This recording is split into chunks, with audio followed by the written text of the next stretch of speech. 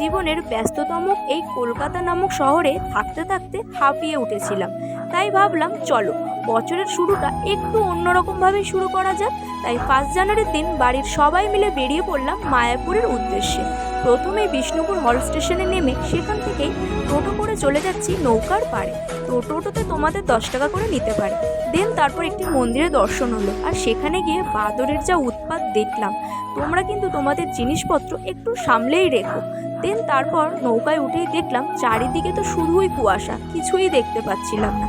দেন তারপর মন নিরাশা করে নৌকা থেকে নেমে গটগট করে হেঁটে চলে যাচ্ছি ইস্কন মন্দিরে। আহা, পূর্ণিমার এই রাতে মন্দিরের এক আলাদাই রূপ দেখতে পেলাম।